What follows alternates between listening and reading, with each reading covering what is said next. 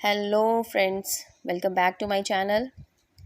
तो कल मैंने जो चैनल अपलोड किया था वीडियो, उसमें आपको लाइब्रेरी साइंस का आरएसएसबी का जो सिलेबस है वो बताया था, थर्ड ग्रेड का।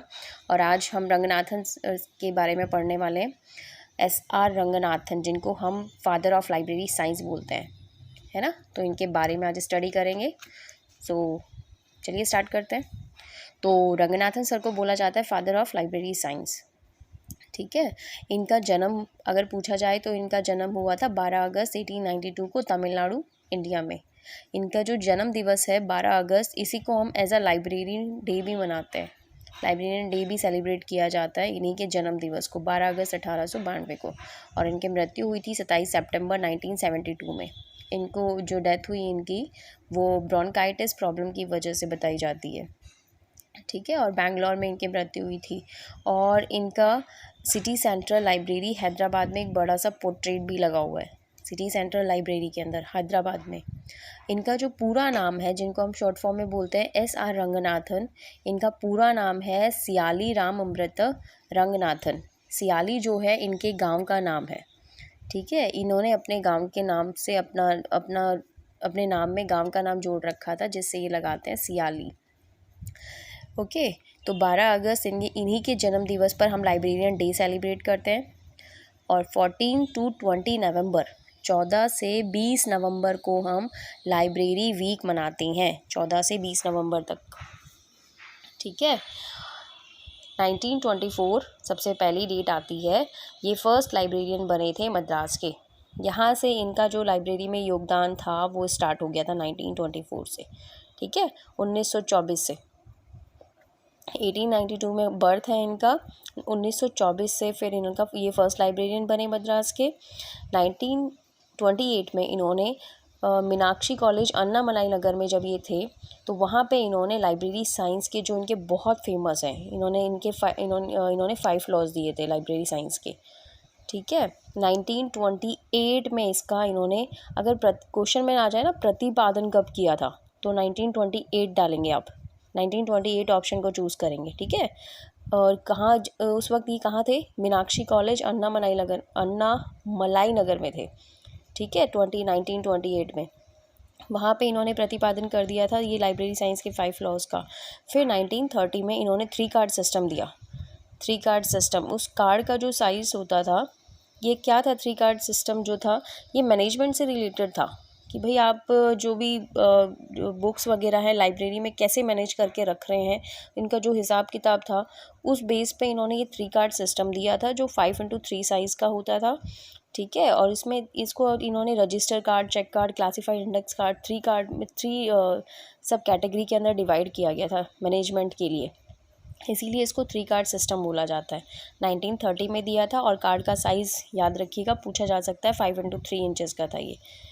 1931 में फिर इनकी जो 5 लॉज इन्होंने 28 में दिए थे, 1928 में जो इन्होंने दिए थे, फिर 1931 में ये इनकी बुक पब्लिश हुई थी 5 लॉज पे, ठीक है। इनकी फर्स्ट बुक 1931 में, ये जो लॉज थे, इन्हीं लॉज पे इनकी पहली बुक पब्लिश हुई थी। 5 लॉज पब्लिश किए थे उस बुक के अंदर इन्होंने, और इस बुक का नाम था 5 लॉ ऑफ लाइब्रेरी साइंस, ठीक है। इसकी जो प्रस्तावना लिखी थी ना, इसको फॉरवर्ड किया था, ये पूछे जाते हैं, ये क्वेश्चन ऐसा नहीं है कि ये इम्पॉर्टेंट है इसीलिए मैंने लिखा है, फॉरवर्ड किया था PS शिव स्वामी अय्यर जी ने, ठीक है। अय्यर जी ने इसको फॉरवर्ड किया था। और इंट्रोडक्शन जो था ना, इसकी भूमिका लिखी थी, वो WCB सेयर्स ने लिखी थी।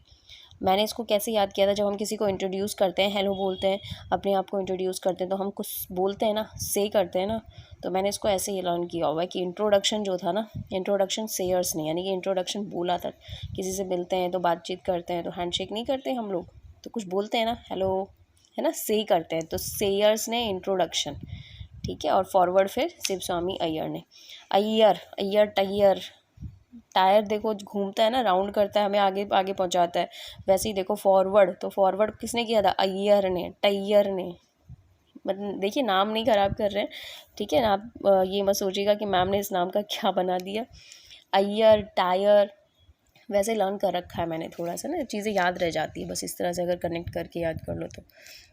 तो अय्यर ने क्या किया था, अय्यर सर ने इसको फॉरवर्ड किया था और WCB सेयर्स ने इसका भूमिका लिखी थी, इंट्रोडक्शन करवाया था। तो ये 1931 में इनकी बुक पब्लिश हो गई थी, 5 लॉज ऑफ लाइब्रेरी साइंस के नाम से। अब आपको लॉज तो पता ही होगा, बहुत फेमस लॉज हैं ये तो रंगनाथन सर जी के, जो याद ही होने चाहिए। फर्स्ट लॉ क्या था, बुक आर फॉर यूज़।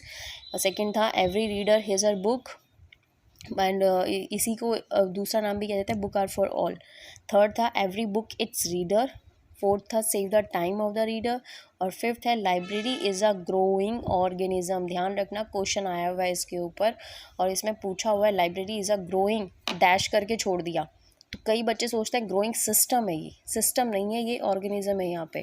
ठीक है, library is a growing organism है जो ग्रो करता है। रंगनाथन के अकॉर्डिंग 5th लॉ में इन्होंने बोला है कि ये ग्रो करने वाला है, कि एक बच्चे की ग्रोथ तो दिखती है लेकिन एक अडल्ट की ग्रोथ दिखती नहीं है। उसमें भी चेंजेस आते हैं, बहुत सारे चेंजेस आते हैं, लेकिन दिखता नहीं है। तो इसको चाइल्ड ग्रोथ और एडल्ट ग्रोथ से रिलेट करके इन्होंने, रंगनाथन सर ने इसको ग्रोइंग ऑर्गेनिज्म कहा है। ठीक है, फिर 1937 में इनकी बहुत ही फेमस बुक आती है प्रोलेगोमिना टू लाइब्रेरी क्लासिफिकेशन। ये क्लासिफिकेशन पर बेस्ड इनकी फर्स्ट बुक थी। इसका फर्स्ट एडिशन आया था 1937 में।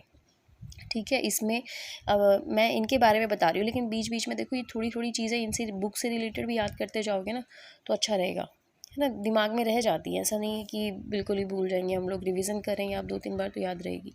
तो 1937 में इनकी फर्स्ट बुक आई थी प्रोलेगोमिना टू लाइब्रेरी क्लासिफिकेशन। इसका फर्स्ट एडिशन आया था।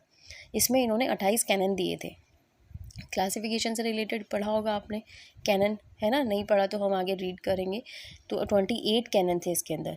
इसी का सेकंड एडिशन आया था 1948 से 57। 1948 भी है, 1957 भी दे रखा है। इसके अंदर इन्होंने कैनन की संख्या बताई थी 35। ठीक है, और फिर 1967 में थर्ड एडिशन आया था जिसमें 43 कैनन थे। इस 43 कैनन को आइडियल वर्बल नोटेशन इनमें 3 ग्रुप्स में इन्होंने डिवाइड किया था, जिसमें 15, 4 और 21 कैनन ऐसे करके थे। 11 रूल थे, 18 हेल्पफुल सीक्वेंसेस थे इसके अंदर, 13 पोस्टुलेट्स थे और 4 इसमें फेसेट सीक्वेंस का सिद्धांत ऐसे करके इन्होंने दिया हुआ था। तो 1937 में इन्होंने प्रोलेगोमिना टू लाइब्रेरी क्लासिफिकेशन इनकी फर्स्ट बुक आई। 1967 में आया था थर्ड एडिशन। 1948 से 57 में आया था सेकेंड एडिशन। आपको ये याद करना है इनके बीच में, ये तो मैंने ऐसे ही बीच में बता दिया कि ये ज़रूरी है, तो इसी बुक से रिलेटेड ये चीज़ें थी तो मैंने यही बता दिया। ठीक है, 1937 में आया था प्रोलेगोमिना to library classification.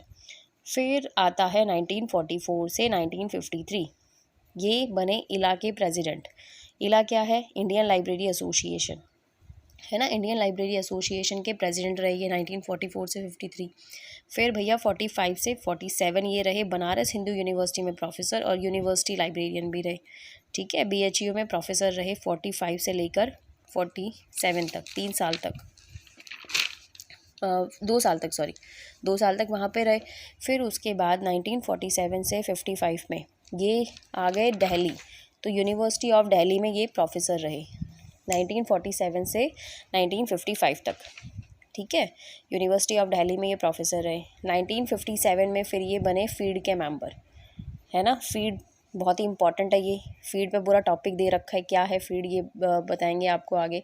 International federation for information and documentation है, जिसमें जितने चेंजेस हुए हैं इसका नाम बार बार चेंज हुआ है ना, वो सब फीड के मेंबर बने ये। 1957 में इनके इन्हीं अद्भुत कार्यों के लिए इनको दिया गया फिर पद्मश्री 1957 में। और पद्मश्री मिलने के बाद सर बने 1959 में UGC के लाइब्रेरी कमेटी के चेयरमैन बने 1959 में। और 1960 में इनका एक अपूपा पैटर्न आया था, है ना, बहुत फेमस है ये अपूपा पैटर्न। तो ये कैसे बुक लाइब्रेरी में बुक को अरेंज करना है वो सिस्टम, उसी इस क्लासिफिकेशन के अकॉर्डिंग हम लोग लाइब्रेरी के अंदर बुक को अरेंज करते हैं, है ना, अपूपा पैटर्न के अकॉर्डिंग ही। तो 1960 में इन्होंने दिया अपूपा पैटर्न। 1962 में बने ये DRTC के हेड। DRTC बैंगलोर के अंदर है, पता है आप लोगों को। 1962 में DRTC के ये हेड बने। 1965 में national research professor library science घोषित किया गया इनको, नेशनल गवर्नमेंट ऑफ इंडिया ने इनको नेशनल रिसर्च प्रोफेसर बनाया। ठीक है, लाइब्रेरी साइंस में 1965 में। और 1992 में इनके नाम का पोस्टेज स्टैम्प रिलीज हुआ था 1992 में। ओके, तो ये रंगनाथन सर के बारे में थोड़ी सी मोटी मोटी डिटेल है कि इनके क्या क्या जो कार्य किए गए थे। भाई अब यूँ पद्मश्री तो यूँ ही नहीं मिल गया होगा ना, 1957 में जो पद्मश्री मिला है वो ऐसे ही तो नहीं मिला होगा ना, कुछ तो किया ही होगा। यूजीसी कमेटी के चेयरमैन रहे हुए हैं, डीआरटीसी के हेड रहे हुए हैं, है ना, इलाके प्रेसिडेंट रहे हुए हैं। तो इनके जो अद्भुत कार्य हैं उसी के बेस पर इनको पद्मश्री दिया गया था और उन्हीं के बारे में ये मोटी मोटी सी डिटेल थी। ठीक है, जन्म तारीख जो इनकी है उसी दिवस पर हम लोग क्या मनाते हैं, लाइब्रेरियन डे मनाते हैं। 14 से 20 नवंबर हम लोग क्या सेलिब्रेट करते हैं, लाइब्रेरी वीक सेलिब्रेट करते हैं। पूरा नाम क्या है इनका, सियाली राम अमृता रंगनाथन है। सियाली क्या है, इनके गांव का नाम है। ठीक है, सिटी सेंट्रल लाइब्रेरी हैदराबाद में इनका पोर्ट्रेट भी लगा हुआ है। Okay, father of library science बोला जाता है इनको। SR रंगनाथन सर को फादर ऑफ लाइब्रेरी साइंस बोला जाता है। इनके 5 लॉज बहुत इंपॉर्टेंट है सॉरी, इनके 5 लॉज बहुत इंपॉर्टेंट है, ज़रूर से याद करिएगा, बिल्कुल सीक्वेंस में याद होने चाहिए। सेकंड रूल, जैसे फर्स्ट रूल का और भी नाम है बुक आर फॉर ऑल, इसी रूल को हम लोग कह देते हैं book are for all, book are for use. Second को ही बोल देते हैं every reader his a book, या फिर बुक आर, अरे sorry, book are for all second के लिए ही है, सेकंड के लिए। फर्स्ट के लिए book are for use, second के लिए बुक आर फॉर ऑल। ये ऑल इसलिए है क्योंकि एक क्वेश्चन पूछा गया था कि ब्लाइंड बच्चों के लिए अगर आप बुक देंगे, मतलब ब्लाइंड्स के लिए जो रूल बनाए गए वो रंगनाथन के कौन से रूल के अकॉर्डिंग बनाए गए, तो वो सेकंड रूल के अकॉर्डिंग ये बनाए गए, क्योंकि भैया इस रूल को बोला गया है बुक आर फॉर ऑल, सभी के लिए है। तो जो ब्लाइंड बच्चे होते हैं उनकी जो हेल्प करेंगे हम लोग, जो उनको ज़रूरत होगी उनके हिसाब से जो हम बुक अरेंज करेंगे वो भी इसी रूल के अकॉर्डिंग करेंगे। एवरी बुक इट्स रीडर, कि भैया हर बुक को उसका रीडर मिले, ये नहीं कि कोई भी बुक लाइब्रेरी में पढ़ी है तो पढ़ी है बेचारी को, कोई पढ़ ही नहीं रहा है, नहीं। इस तरह से क्लासिफिकेशन करी जाती है, इस तरह से कैटलॉगिंग क्लासिफिकेशन होता है कि भाई हर बुक को पढ़ सके कोई ना कोई। ठीक है, और क्लासिफिकेशन कैटलॉगिंग ऐसी होनी चाहिए ताकि हर रीडर को उसकी बुक टाइम से मिल जाए। ये नहीं कि बुक ढूंढ ही रहा है, नहीं, स्टाफ मेंबर्स जो होंगे वो उसकी हेल्प करेंगे। क्लासिफिकेशन कैटलॉगिंग इस तरह से अरेंज किया हुआ होगा कि वो उसकी रीडर की हेल्प करेगा और उसका टाइम सेव हो जाए। और library is a growing organism, ये ज़रूर से ध्यान रखिएगा, ये क्वेश्चन आ चुका है। इन क्वेश्चंस पे भी, इन रूल्स पे भी क्वेश्चन बनते हैं बहुत सारे। ठीक है, वो हम बाद में और डिटेल में जब पढ़ेंगे तब याद करेंगे। बुक पब्लिश हुई थी 1931 में, और ये रूल्स दिए कब गए थे, 1928 में प्रतिपादन किया था, 1931 में एज अ बुक ये पब्लिश हुई थी। ठीक है, और ये 1928 में रूल प्रतिपादन जब किया तब वो कहाँ थे, मीनाक्षी कॉलेज अन्नामलाई नगर में थे। ओके, तो आज के लिए इतना ही बहुत है, एक छोटा सा टॉपिक था। आई होप आप लोगों के लिए हेल्पफुल रहा होगा। अगर थोड़ा सा भी हेल्पफुल रहा है तो प्लीज़ थोड़ा सा सपोर्ट मुझे भी कर दीजिएगा। ओके, फिर मिलते हैं एक नई वीडियो के साथ। Till then, thank you.